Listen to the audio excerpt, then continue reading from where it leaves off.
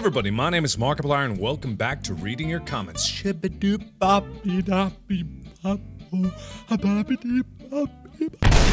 Hey Mark, who is your first subscriber? Mine is my cousin. One more thing, have fun on the tour in the Hoosier state. Well, that just goes to show how long it's been since the last Reading Your Comments. Didn't mean to do that, but the tour got in the way! My first subscriber was actually my friend Michelle, who did it more as like a show of faith as a friend than firm belief that I would go on to accomplish things in YouTube. But it still meant a lot to me, and along with that came some family members, some other friends, but the first one was definitely my friend Michelle, and I owe a lot to that first show of faith. And then eventually my videos got kind of posted on Reddit and elsewhere, and then I got a lot more attention from that, and then I just started building from there. But, you know, that was the first subscriber, and, you know, it's really meaningful just to get that one subscriber. You may not even know who they are, but, you know, that one, it's the start of something special, so it's kind of cool. Who comes up with the titles for your videos? I do?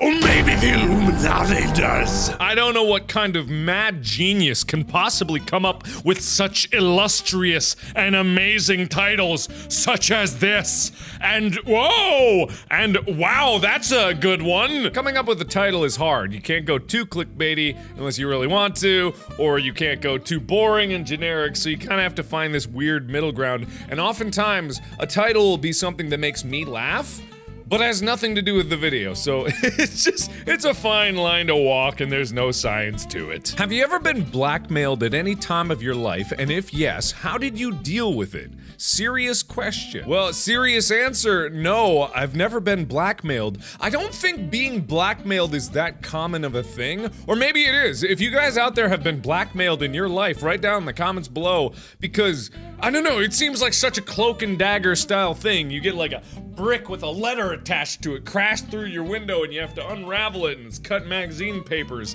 and they've got a tape of you banging a coconut or something, and you just have to be like, oh god, I don't want that video of me fucking that coconut to get out. Oh well. No, that wasn't an example, by the way. That's never happened to me. I've never banged a coconut before. Mark, what's the highest you can scream? I'm genuinely curious. Well, the best thing for you to do on the first video you record in the day, without any warm-up, is scream as high as you can.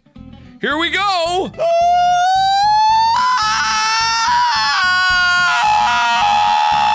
Okay, that's about as good as that's gonna get. Sorry, all my neighbors are gonna be very pissed, and every dog in a 10-mile radius is now dead. Chica, no! It was a joke. That was just for goofs.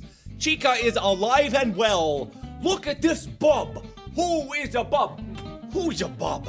Oh, it's the bubbiest bub. She's so confused. Try not to cry challenge. Please, I'm desperate. I don't know why does everyone want me to cry so badly? Oh man, all I need to do to cry is watch some of you guys' thank you videos or congratulations videos or anything like that. Like, nothing gets me tearing up faster than any of those. So maybe I'll do some, maybe I'll do a reaction video or something like that, but I don't know if I want to. Are you a potato god? I might be a potato, but I make no claims to being a god. But sir, you are amazing. I am aware, but as a potato, you need to have standards. Mark, are you actually voicing 5.0.5 on Villainous? I've heard this going around, but don't know if it's actually true. It is 100% true. I am the voice of 5.0.5 on Villainous.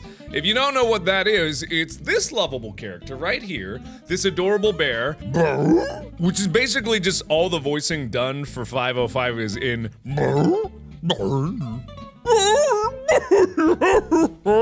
So yeah, if you want to check out Villainous, I'll put a link through the description below. It's a Mexican animation studio, one of their first things going up on Cartoon Network. They did it as an experiment, and it really picked up a lot of traction really quickly, so I'm actually pretty proud to be a part of it, and I hope it goes on to do great things in the future. And if they want me to keep doing 5.0.5, I'm more than happy to contribute my voice. What do you think of bacon. Okay, I've said this before. I'm actually eating a very specific diet called a keto diet, and it's not really all that complicated. All it amounts to is eating a ton of fat, no carbs, and some protein.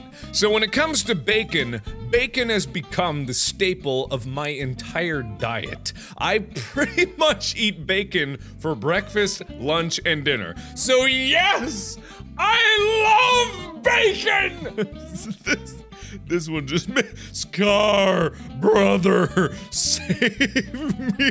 Mufasa, Mufasu, I don't think I can't. Those tiny arms, I can't deal with it. I'm sorry. What's your favorite year and why?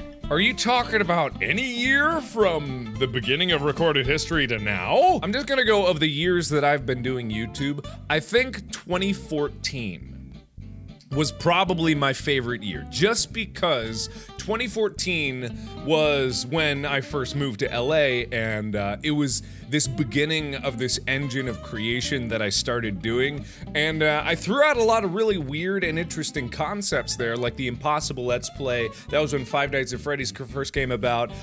That's when I started doing the vlogs on the regular. That's when I started doing these weird unboxing videos that I kind of want to bring back. It wasn't really unboxing videos, but it was just, I would go and I would get bullshit toys, and then I would play with them while I was doing a vlog. And I tried a lot of different things like that, and I kind of like the concept of them. So they've been evolving and bleeding into my videos ever since, and I hope to someday refine them down into something that I can actually call a real video.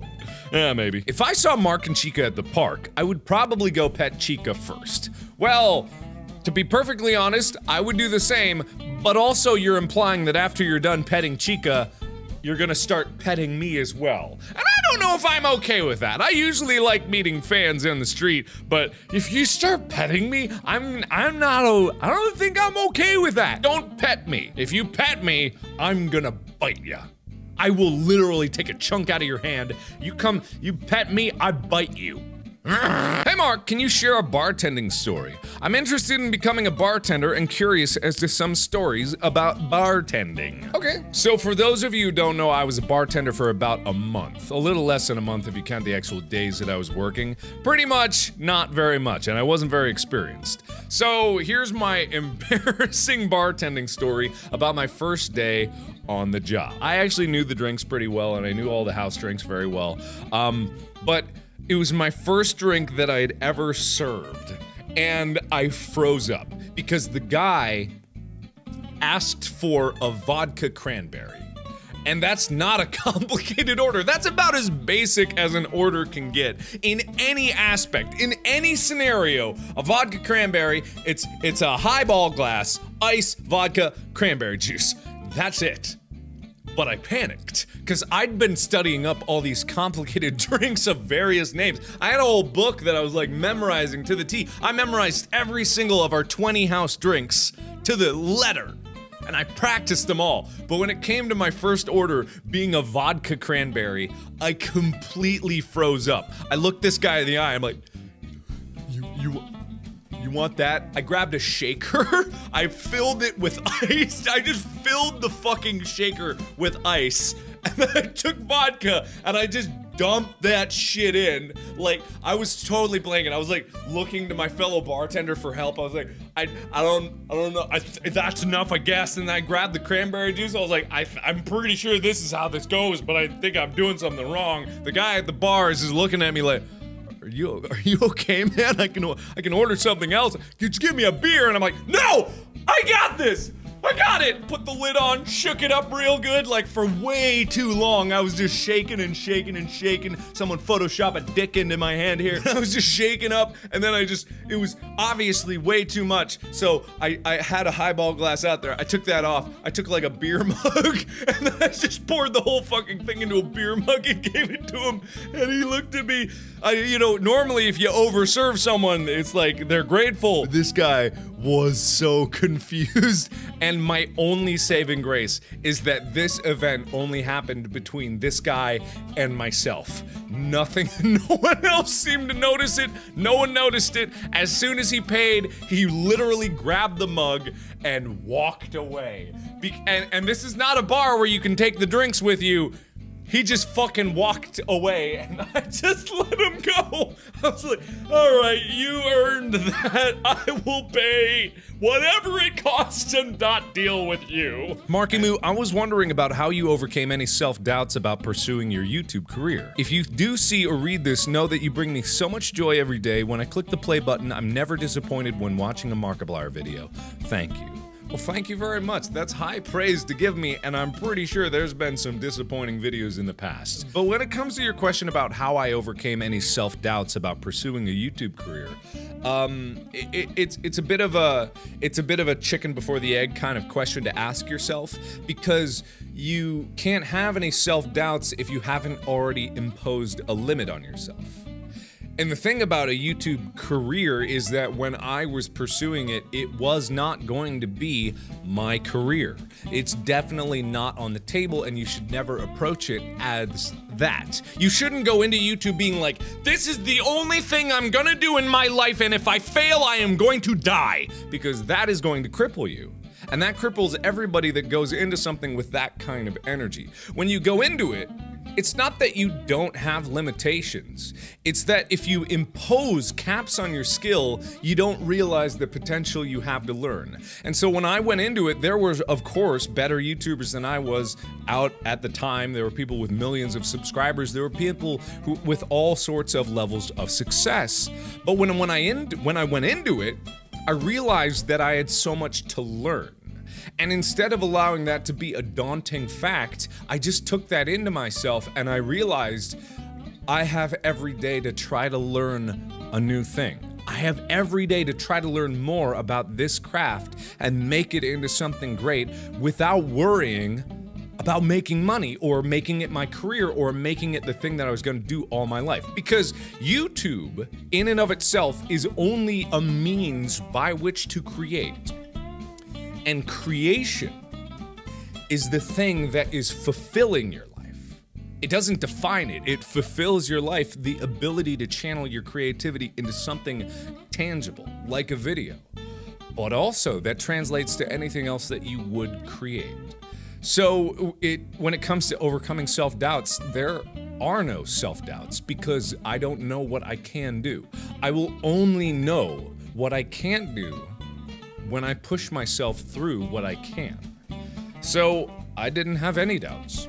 I had none, and it was because there were no doubts to have. The tour is over! Where to pole dancing vid? Well, it would be there, but the person that I wanted to do it with hasn't gotten back to me yet, so I may just have to buy my own pole and then figure that shit out on my own, so we will see about that. Mark! Go run into a tree!